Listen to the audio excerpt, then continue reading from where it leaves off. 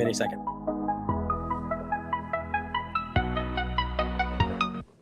Welcome to the real estate lab, where the market's the game. Austin's the board, and we're changing the frame. Buyers and sellers and investors alike, tune in often, and we'll set your path right. From the hottest market during the COVID days to high rates now, leaving many in a daze. Inventory's up, decisions are tough, but with our insights, you'll have the right stuff. National news got you feeling unsure. We're your local source with knowledge that's pure. Austin, Daphne, and JJ too, breaking it down just for you. Relab 8, we're your guiding light, navigating Austin day and night. Whether buying, selling, or investing your way, we're here to help every hour of the day. Interest rates are high and some opportunities lie in the heart of Texas, under the big sky. Don't let the headlines lead you astray. We've got the facts to guide your way. From downtown condos to suburban streets, we know the spots where value meets. Tune in frequently, stay ahead of the curve with insights and tips y'all deserve. No jargon, no fluff, just real talk, helping you take that real estate walk. In Austin's market, ever so grand, we're your trusted helping hand. Relab 8, we're your guiding light, navigating Austin day and night. Whether buying, selling, or investing your way, we're here to help every hour of the day. So plug in, subscribe, don't miss a beat. With the Real Estate Lab, your journey's complete. Austin, Daphne, and JJ, guiding you through come what may.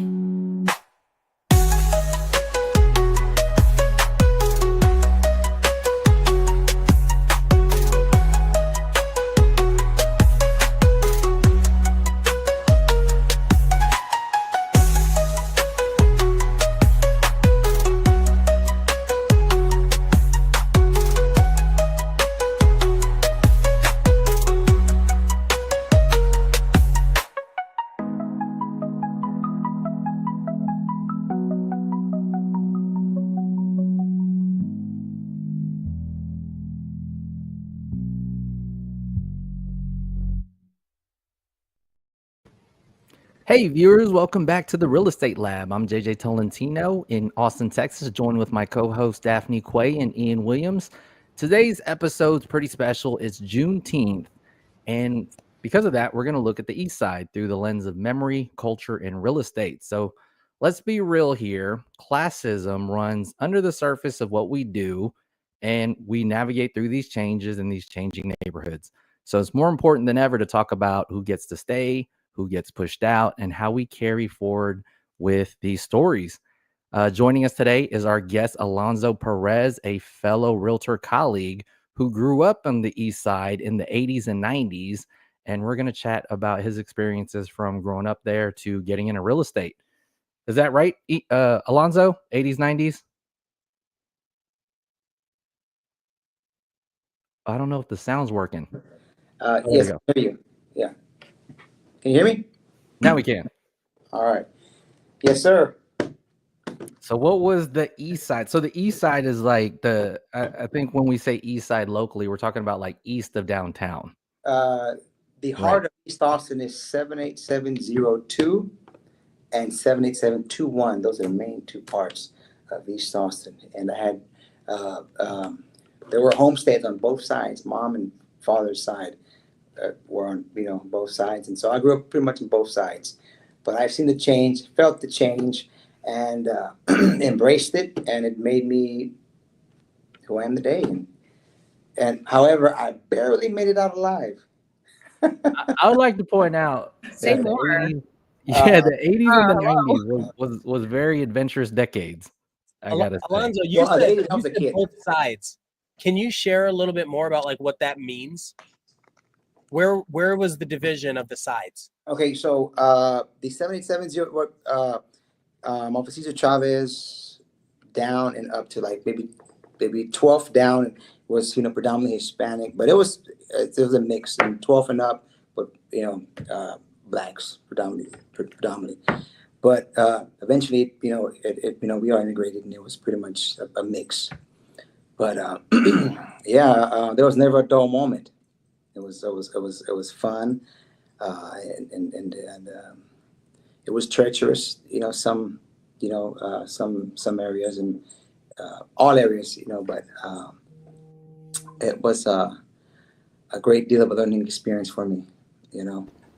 What do you mean by treacherous? I'm very curious on your perspective. Like if, for example, like during Halloween, like me and my friends going out, on a trick or treat night, or walking to HEB, you could come across, like a group of kids, because who could possibly want to start a fight with you because you had, the wrong color on, or something, or. Are you talking about like gang members? Yes. Okay. Yeah. Okay. I didn't know gangs were a thing then. Oh, heavy in East Austin. Heavy in graffiti, gangs, you name it. Just like every other neighborhood, barrio, hood, But East Austin was predominantly blacks and Hispanics, predominantly. And that's what it was. And yeah. And I know this is like a street question, but is it like black gangs, Hispanic gangs? Are they still around? Yeah, you had some, and of course you had mixed, and it was, not really, because everybody, grew up and either, passed away or, have changed your life, and, have families now, and, just trying to make it, and some, just, or still incarcerated, but, the city did a huge cleanup because it was out of control, and they had to do a big cleanup because but it being the capital city, it was out of control and it was pretty bad, so they had to clean up. So the reason we're bringing up the East Side on Juneteenth is because there's essentially been some form of displacement. Gentrification is the key word. When you say cleaning up, like, was that the city? Was it the real estate prices? No. How did you see those decades? A whole bunch of sting operations, Oh. It's kind of, just crack down on crime pretty heavily, That's the same thing that's happening today. It's just in a different capacity. They're doing sting operations every day. In Right? Austin? It's very similar, right? Yeah, I would say, He's like, oh, yeah. yeah. It's different. It was different. It is absolutely different. It is different. Can I throw in some facts real quick, just to give a lens? Okay, so I have three that are important. One, I just wanted to talk about Juneteenth as a holiday. So it was actually celebrated in Texas back since 1980. It was the first state to celebrate Juneteenth. Okay, before the rest of the United States. That's important. That's surprising too. It's surprising. Like talking. Continue. I know. Yeah. So that's one. The second one is Georgetown, Texas was actually the first city to proclaim emancipation before it even hit a lot of the other soldiers and before it started spreading across the rest of the United States. Georgetown, Texas. Georgetown. Our Georgetown, Texas. And then it was like Galveston Bay and something like that. And please fact check me on this, anybody who's watching in the comments, right? That's huge. Again, shocking. Huge, because you wouldn't have these expectations. Definitely not. And it's sorry, not to cut you off real quick. I'm thinking about like the style of homes that you can find, like the historical homes that you can't actually find in Georgetown. And there's a lot of plantation style homes. There are a couple others in like a couple, maybe three. If you're lucky in Terrytown, and by lucky, I mean like lucky to see them, not, okay. not supporting slavery here. And then like parts of West Austin, I think there's a few as well. But Georgetown, I feel like predominantly was like the spot. Okay, continue. Sorry. Well, yeah, and there's like Round Rock has plantation streets all day. The thing about Tarrytown and Westlake versus the east side of Austin, which is also super interesting, is you'll look, and a lot of these homes actually have like slave quarters. And then East Austin. So again, I did not grow up here. This is just me digging into history, but it seems like what happened is a lot of these homes, it was actually divided almost where I-35 is now. Yes. It was intentionally segregated, where the east side was Black and Mexican, the workers, the slaves, essentially. And then on the west side was the people that could afford it. That's most cities I've found. San Antonio is one. But pretty much anywhere, I think, in the U.S. that you go, the west is always better. The east is always not so desirable. Well, it depends on where you're talking. Chicago's South Side has some history, but like, there's always some kind of division within the city at some point. It seems like that's the way within these urban centers. So the east side has always been very colorful, I think is the point. Yeah. I mean, they use like a highway, a railroad track, a river. Yes. It just kind of slices it. And in Austin's case, it's Interstate 35. The minorities were on the east side. That's why we call it the east side, east of 35. Yep. And now we're talking about this like what's happening on the east side while trying to preserve culture, because Austin as a city is known for its music and the fact that it has always celebrated this diversity, right? And then you look at what people were paying for homes, and a big issue with real estate starting on the east side is that people were getting, they were buying their homes for $30,000, $40,000, $50,000, thinking they're going to live there forever. As people are coming in, and this is every urban center, people are coming in and they've got this extra cash. They're building a house next to it that's $1.5 million. Your property taxes go up. You're not educated. And so now your property taxes are more than you can afford to pay, and you're essentially pushed out. And so that's how this gentrification process happens.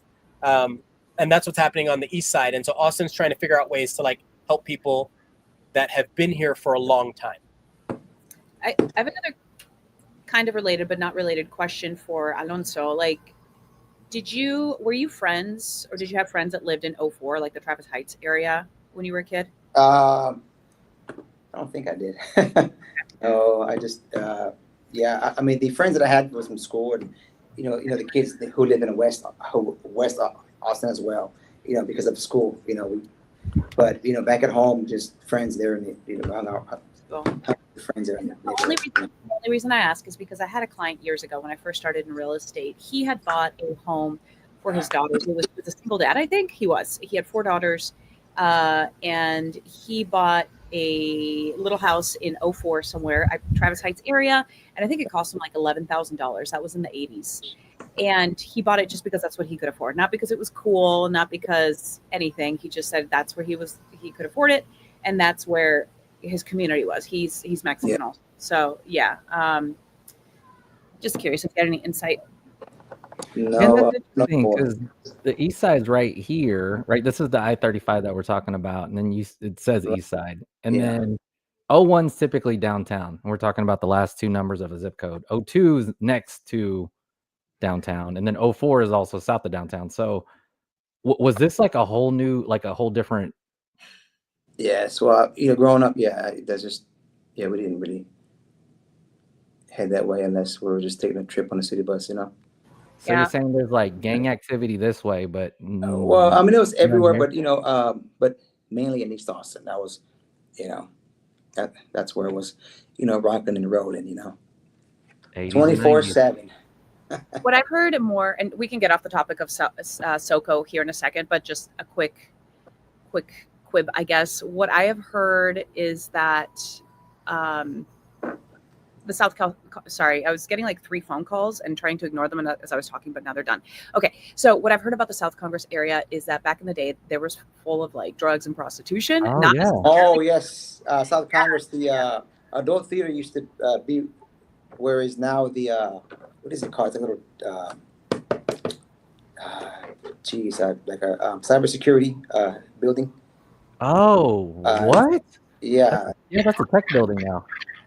Yes. So if that's the Live Oak. same one. That used to be an adult theater back in, I believe, in the late 80s or the 90s. Okay, yeah, there, right there. Okay. So that was an adult theater, and all Fight Club. up and down the, Congress was heavy prostitution. Yeah. Miss those days. Yeah. No, I don't. I mean, I was a kid, so I was, in I didn't know that. Yeah, that was heavy. Yeah, it was crazy. Yeah, I saw the entrepreneur that revitalized Hotel San Jose get interviewed on the Tim Ferriss podcast. And he was doing the podcast like at the W because Tim Ferriss moved to Austin. But Yeah. she was talking about how when she bought the hotel, it was like drug dealers and prostitutes. So the thing too about the displacement regarding the east side, the way I look historically at this map is it kind of like leaked over 35. And that's why Rainy Street was easy to develop. Like it's still close to east of 35. Like there's stuff here. Then it starts to shade west to be like more established or whatever. So let's jump into east side prices a little bit. Okay, so this is Redfin saying that the average East Austin home is $595,000. It's probably like a 3-bed, 2-bath. We'll look at some examples there. 312 homes sold last year. Median days on market, 50 days in this market. Here's 5 years of pricing. Obviously, it's been going up. We're familiar with the inflation, 2021, peaking in 22. And as we know, the market's like flat, if not lower since. Yeah. I think those are 2-bedroom houses. Let's take a look. Right? If you think about where a lot of these homes are, see, look, One there's bedroom one that's condo 1 here. bed, 1 bath below it.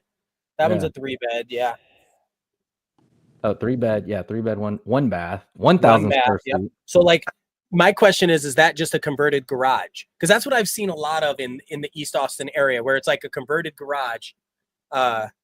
That's East 11th. Oh, okay.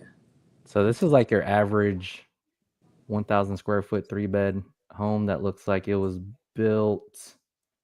Looks like an older house. I can't Probably see. 68, I want to say. Yeah. Has that 60s, Is it? 50s feel. I can't see.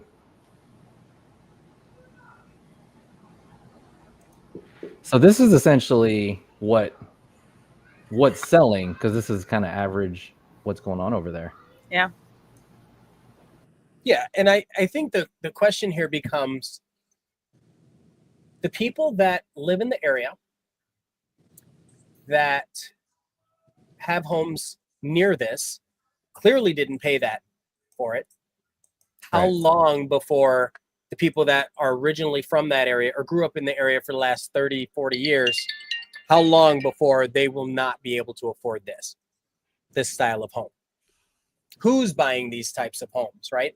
You get a lot of East Austin has historically Black businesses and Mexican businesses and Hispanic businesses, and that's really cool. Like Bird Biscuit, I brought that up a few times, right? It's super popular, all Black owned, and they started in East Austin. There's plenty of that type of story there. Franklin's Barbecue, that's different, but yeah. Yeah, the owner of Sam's Barbecue, just recently passed away. Yeah. Have you tried his barbecue before? Which one was it? What was this one? Of East 12th Street. Sam's Barbecue. Sam's. I don't know that I've been to Sam's, but I will now. One of the best barbecues in town, man. Really? And I've done the tour. I was just in Lockhart last weekend, touring there too. Yeah. Yeah, Alonzo told me about Sam's, and I started looking it up. And this restaurant was having its issues because of the development. And when they redo streets, it's hard if there's a lot of construction in the area, some of these places are hard to be accessible. So they made it through like an era, like a few years of development when it was happening around there. Yeah, and he didn't. And what's up? They had tried to buy him out, but he refused. Yeah, it says right here in 2018. This is 2018. He was getting offers for $5 million. Yeah.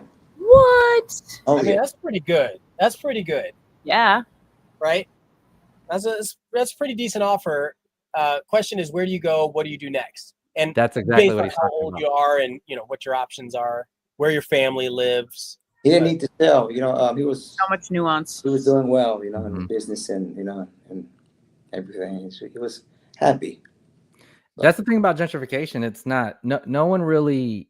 Most people, a lot of people want to live in that place for a while. They're not really thinking about getting moved out, or especially when you're on fixed income as a retiree.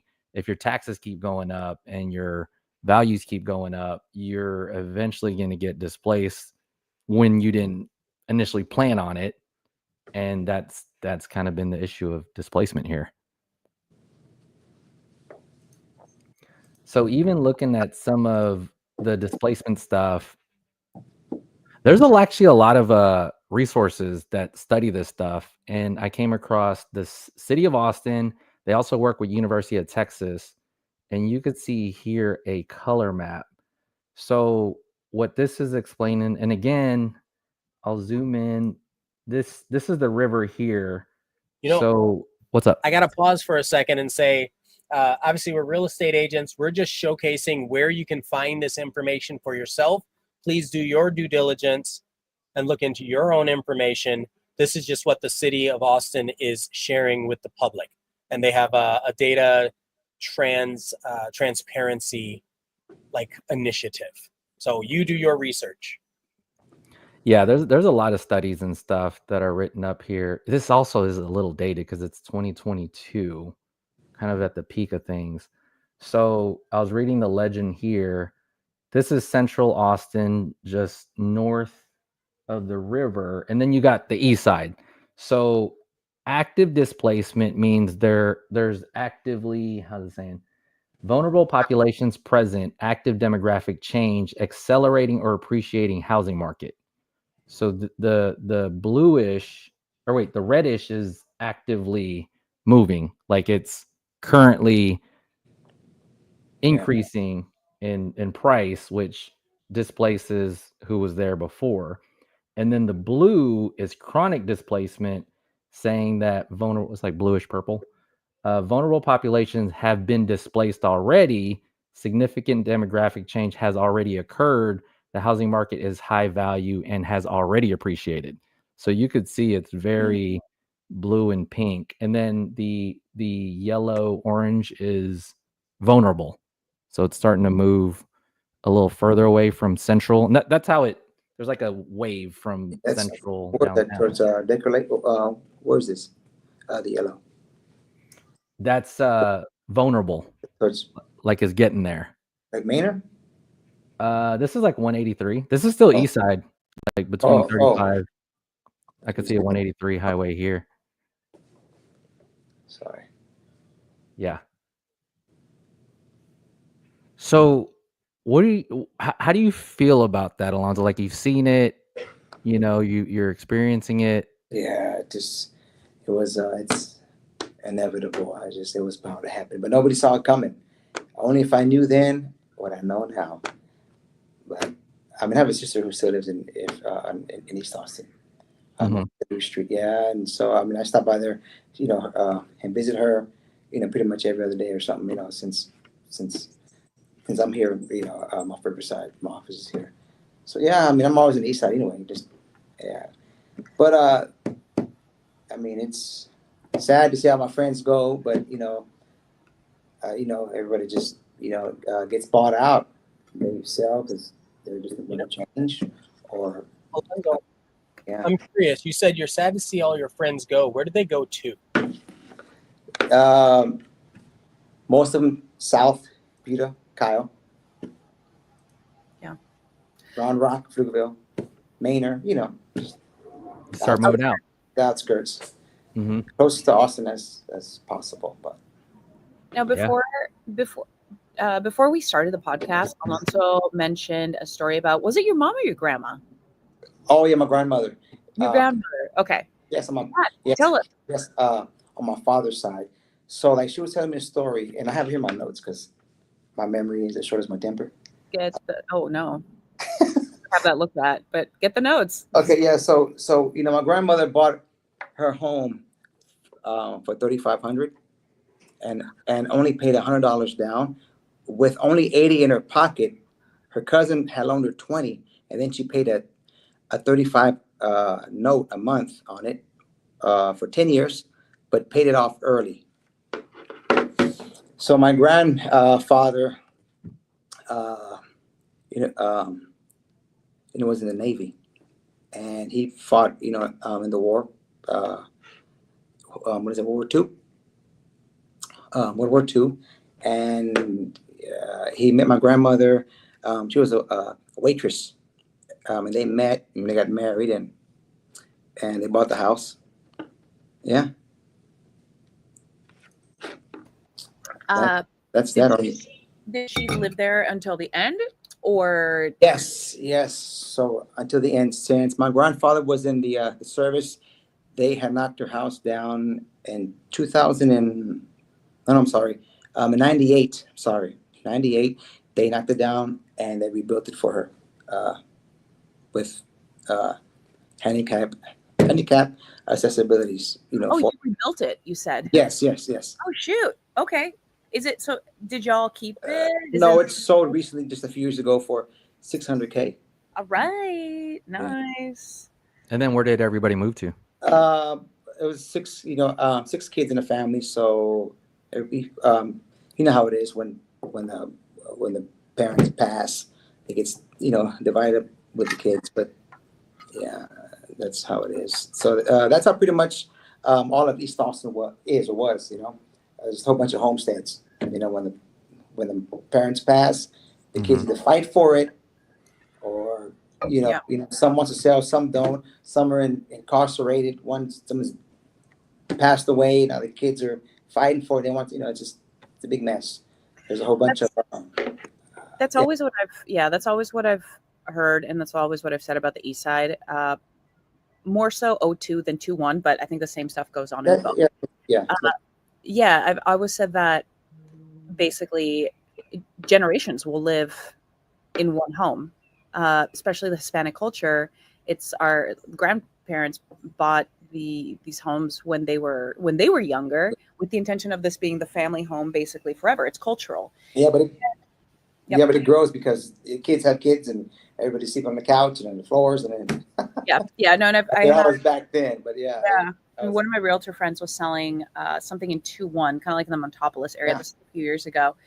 And the house was a disaster. It had been vacant on and off. And there was somebody's cousin's kid that was living in it with his friends. And there were 11 people that had rights to it after the grandmother died or something. So what should have been a pretty quick sale because they had a cash buyer ended up being like 5 or 6 months because they had to get a hold of everybody. And then somebody else died and then it went to the next. And anyway, that's very common. Probate, yeah. That's very, very common in that side of town. Fun time.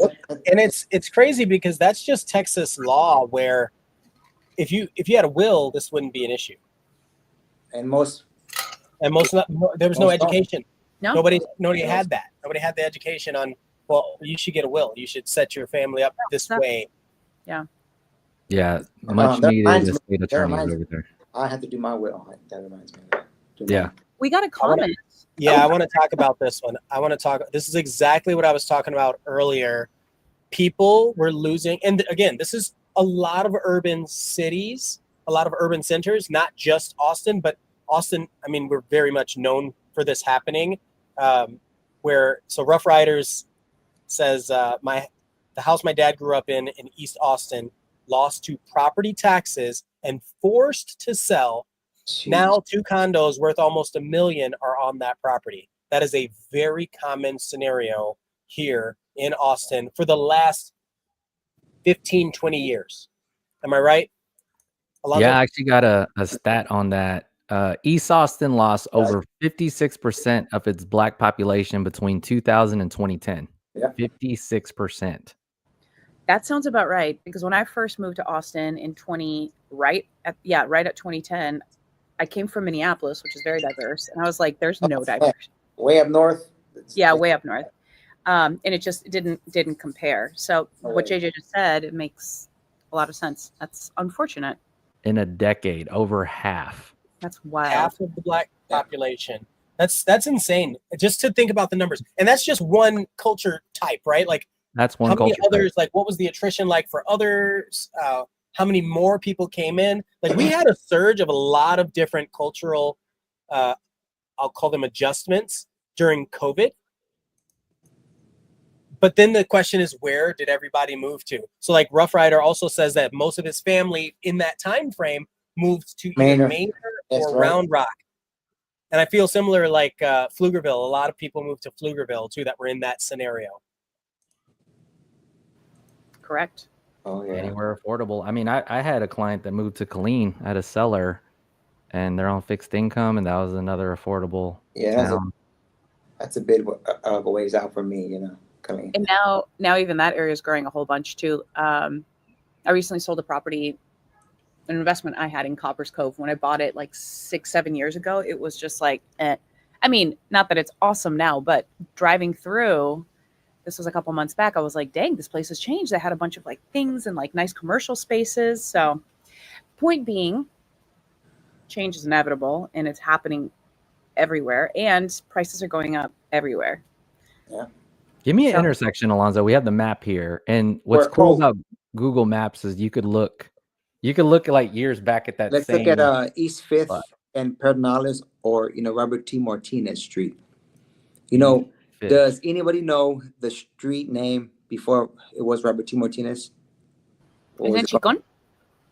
No, Robert T. Martinez Street. No, now I'm super curious what it is. What was it called before? Oh, my bad. It was called Canadian Street. What is it? Canadian. Why would we have a Canadian street? Before yeah, but why? That's why they changed it. They're like, that's yeah, they're like, that's not indicative of East Austin in any way. Yeah. Do you know why it's called Robert Martinez? Oh yeah, because a police officer he had passed he passed away on that street, and I believe he struck a pole, I believe, and he passed away, and so they named it after him. There it is. Yeah.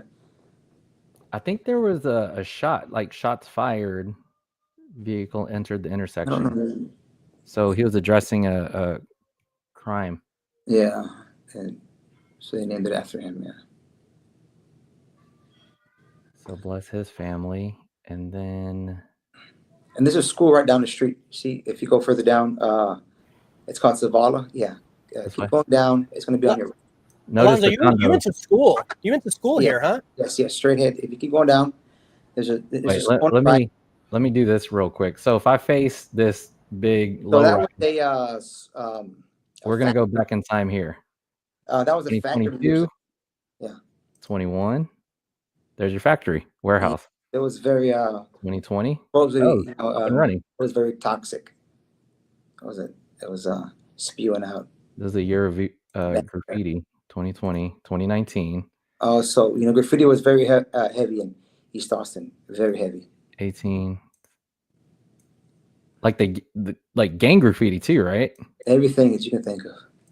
Oh, look, now they have the signage. Go back to 2014, 13. And what's crazy is I bet the people in that condominium. How far back does it go? 07. I think that's when Google Maps hit Austin.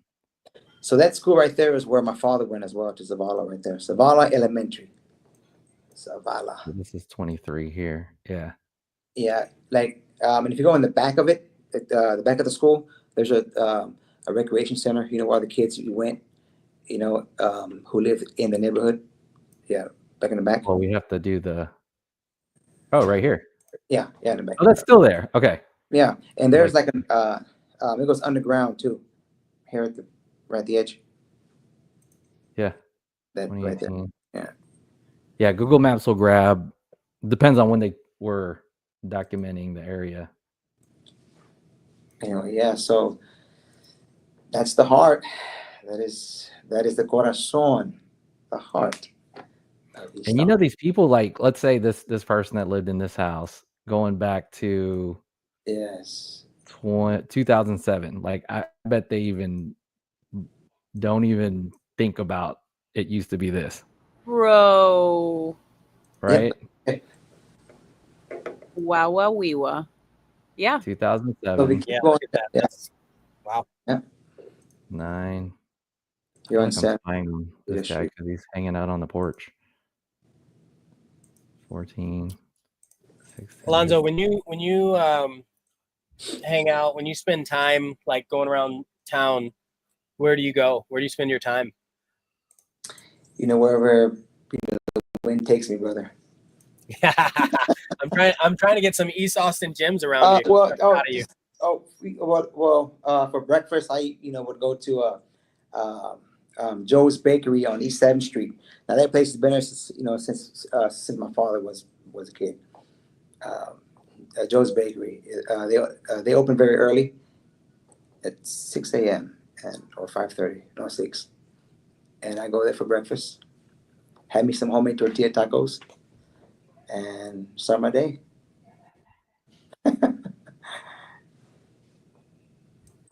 Yes, sir. That's good. Do you JJ still Daphne, have- you get Have to you go guys down? been? Have you guys been there?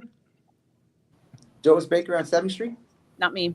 Oh, you gotta try it. There's a small bakery too. Like, if you go inside, there's just a small bakery. 7th? Hold on. 7th and what? 7th, between Robert T. Martinez Mm-hmm. and Pedernales. It's right there, right? It's before you hit the railroad tracks if you come from downtown. Yeah, I'm trying to think how far. On the east that right. is. On the right. Did you happen to see? You became a realtor, but Yeah, I did actually. what was there other friends you grew up with that? Nobody, no other agents in my family or in my circle. No. I just looked up Joe's. I have not been there. You know, I keep a log of all the places that I visited, and it's going on my list. All right. Tell them I sent you. I will, for real. You'll probably get a free cookie or something. Homemade, freshly made from that morning. Good, Alonzo. Yeah. Any lenders I or should meet any? you there. We should all meet you there. That's what we should do. That'd be fun. Meet you there for breakfast. Early though. Early. Gotta be early. Why? Why so early? Because it's less of a crowd. No. I just Wow. looked it up, and I used to live immediately south, about half a block from there, from Joe's Bakery, forever ago on East 6th Street. I did not know it was there, and I walked around a whole bunch at that point. So very cool. An apartment or home? Yeah, it was a little condo that I rented. Yeah, it was a long time ago. But anyway, I know that area pretty well. I'm surprised I didn't know Oh yeah. that spot. But I'm also not like That's a bakery type of person. So, but I would say that's the thing. man. You go by and there's so many like little nooks. You're like, oh, that's a place. Really. So you almost have to know how to find it or have a recommendation to find places like that, which is great. That one seemed pretty out in the open. How about- You said not a bakery person. How about burger places here in Austin? What are y'all's favorite? Good old fashioned burger joints. I'm choosing old fashioned. I was gonna choose a Old new fashioned. school one. No, Like- We're not talking like Dan's Hamburgers Dan's and is good. Camino Real. Dan's is good, man. No, they're great. They're great. I love it. Dan's is that's one of those places you do have to wipe off the burger before you eat it though. You gotta like pat it down with some napkins because the sometimes. bag is greasy. I was like, oh. Yeah. In regards to gentrification, how do you see like navigating the growth of Austin and keeping the legacy, or what are your thoughts on East Austin because it's so fast? Like I still, even though we're in a dead market, Yeah. I know the industry's still coming. Whoa. Calm the dead market talk. It's not a dead market. It's just a different Yes. market. I just Jay. put out 4 offers this morning. But yeah, I do have listings that are sitting, and it's not dead. No, It's just It's hibernating. undead. It's It It's kind of hibernating, but the squirrels are still out. Okay. Yeah, I mean, we're all but it was dramatically that displacement, dude, over half in 10 years. That is insane. And I think you're right. Like, it's still gonna come. It's not like that stopped, right? Someone's writing an offer on someone's house right now. What are your thoughts on that, as you have been in the industry, and even us as realtors? Like, what are your thoughts when you go through that? And I just like talking about it because that's like my first step, because sometimes I know we get caught in the sale and it's hard to think about all this. I do want to take a short stab at this one. This particular client, African-American client, she is, we went from Lockhart, San Marcos, Elgin, Manor, Pflugerville, Hutto, Georgetown, basically everywhere, because the cost of Austin just doesn't work. Her parents have a house in Austin. She grew up there. Other family has places there, but they're just forced to move. And she works, I think, like for the state. Like, so her income isn't, like, there's income there, and there's family there. It's just the cost of living is also forcing her out. It's a challenge. And what's tough about that is, for those that don't know, those towns create a bigger circumference. They're not like right around Austin. Like, you're going out and they're all around. Oh yeah, we're talking an hour. Lockhart is not close. Yeah, it's just not close. And then you drive to the other place. Then you're shooting off. Take the toll. The toll is like what, $10 to get there? It's about. Well, so think about that now. Like, if you're taking the toll, and you're driving far, and that's not including traffic. Like, there's so many variables in there. Toll does help a little bit, but now it's wear and tear on your vehicle and all. Like, there's so many variables in there. It's rough. It can be rough. Have to get used to that town, right? Like, each town it's so far apart from each other. Like, do I like 1 hour north or 1 hour east? Yeah. And you look at stuff like Project Connect, they're not going out there. What's Project Connect? They're just trying to build train systems all through Austin. Oh, okay. Like some way of transportation. But yeah, it's gonna be another 10 years. My guess, Daphne or Alonzo, you let me know what you think. Probably another 10 or so years before they start hitting some of these other cities that are further out with better transportation options to get people into Austin. Because Austin, if they even do that. I mean, what do you call it? What's the name of our train that we have? Metro Rail? The Cap Metro. The route for that is so weird. It starts off like way west Leander, I think, and then it goes off and cuts through the middle of Austin, and then ends up downtown. 183. Yeah. It goes kind of sort of east and west, and then north south, and then ends up downtown. And it's like not very easy to navigate. It's definitely not, convenient. And even though it does have stations in these neighborhoods are gigantic. So even if you live in Leander, you could still live 20 minutes away from the station. So all that to say, who knows if these areas will get transportation? I highly doubt it. I think people in Texas just know they need their own car in order to move around. Speaking of, I just passed the Boring Company facility as we were doing our tour. I'd been there, but I hadn't seen it recently. It's just as large as the Gigafactory. It's huge. The Boring? Whoa. I was like, why? Where did this come from? It's like this gigantic. Yeah, in Bastrop. Yeah, it's huge. Like, I knew that they had a lot of land. So what I'm wondering is, like, the whole idea is they're supposed to be at some point boring from places from like San Marcos to Austin, or San Antonio to Austin to Dallas. And again, don't know how many years out this could be, but that could start helping with our transportation issue. But the fact that they have built such a facility was surprising. I thought it was still like a small operation. It's literally a village, and they're building houses for their employees on there too. It's a whole thing. It's one thing to read about it we know this very well. It's one thing to read about it in the media. It's a whole other thing when you get to see it. Like our robo-taxis that are launching next week in Austin. That's going to change everything. And it's a huge circumference, not like Waymo where it's only, I'm going to say the wealthy, the more affluent neighborhoods, right? And can't do the highways. Robotaxi in Austin is going to be everywhere. Anyway, so yeah, they're doing great East Austin. Nice. Can you believe it? Robo-taxis in East Austin. I can. It's about time. We've had the technology for a while. If Elon could just get back to doing what he's good at. Hey, so I think he is back. I think he's back out of like government stuff. Yeah, he is. No, but to do that, you have to get your government approval. He was having too much red tape. He undid that real quick. Oh, that's yeah. His rocket exploded today, right? What was it? I think it was one that they just knew was going to explode. I don't know. I wasn't too concerned about that. I like how that's the question. Did his rocket explode today? Like the fact that we're even talking about that. He's been doing it a while. I feel like it's just I don't know. I'm not as concerned. But yeah, there's so many variables in there.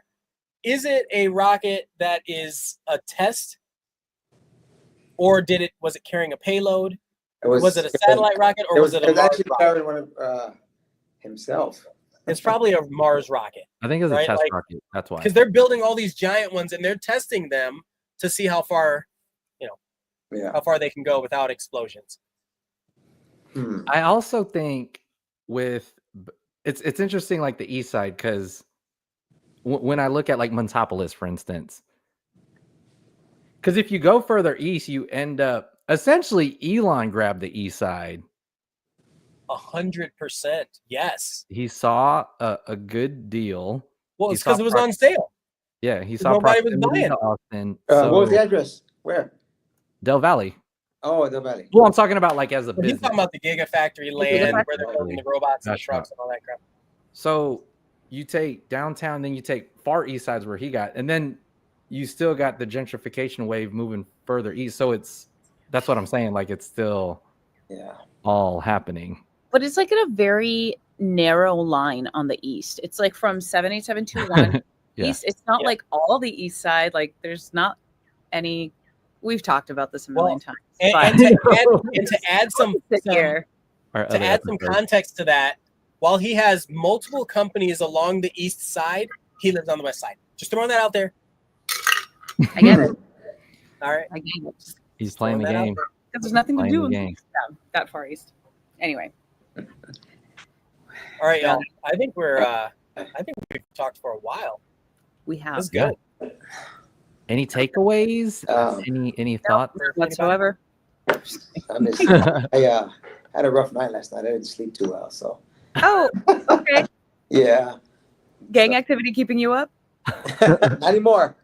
Good. That's what this stuff is for. Look. Ghost. Oh no, what is that? Not just Ghost. Sour Patch Raspberry. Yeah. I was like, this is delicious, and it's waking like. There's a lot of caffeine in that. I'll drink a lot of caffeine when I'm dead. So. That mushroom coffee better. Yes. That's yes. That's another Tim Ferriss special right there. Just really, really quick. I had misheard you, Alonso, when you were talking about your grandma's house. I thought you said she bought it for $7,500, not $3,500. That's less than half. My goodness, amazing. I love that. Yeah. Cool. The train used to run along right behind her house. Oh wow. Yeah. Okay, I think I have a question, Alonso. All right. If somebody's moving to East Austin today, how would you frame the environment for them? You're the only. I think you're like the only land of opportunity awaits you here in East Austin. What was that? The land of opportunity awaits you there in East Austin. Okay. Would you live there? Of course. Oh yeah. You're just hop, skip, and a jump, by the lake, the river. I love it. I was just hiking there last weekend, riding bikes, hiking. Yeah. My Kung Fu Sifus, multiples of them spent all of their childhood, also grew up in Austin and spent all of their childhood and formative years there. And so I hear stories, but I don't have the stories myself. So man. it's cool to hear about it. It was, yeah. Awesome. Well, we appreciate everyone for tuning in. Yes. Yeah, East Austin's there for you. And there's also like cultural centers. There's still there's still, rec centers and areas, and murals. districts. Yeah. Yeah, stuff like that. Yeah, so continue to appreciate those places. And yeah, the whole point of this was to think about that when you're out on the east side. I love it. And go to, what was it? Not Sam's. To Joe's Bakery on East Second Street. Have you some homemade tortillas and some cookies? Homemade tortillas. Alonzo sent you. Yes. And all of the people on the Real Estate Lab podcast also sent you. All right, guys, don't text and drive. Drive safe. If you have a robo-taxi, it doesn't matter. But yeah. If you have auto driving, you're fine. Exactly. Don't be dumb on the road, period. Don't be dumb on the road. My gosh. All right. No road rage. No road raging. I love it. See y'all later. Awesome, everybody. All What, right. in 2 weeks? Adios. Adios. Bye, everybody. Bye. All right. Bye.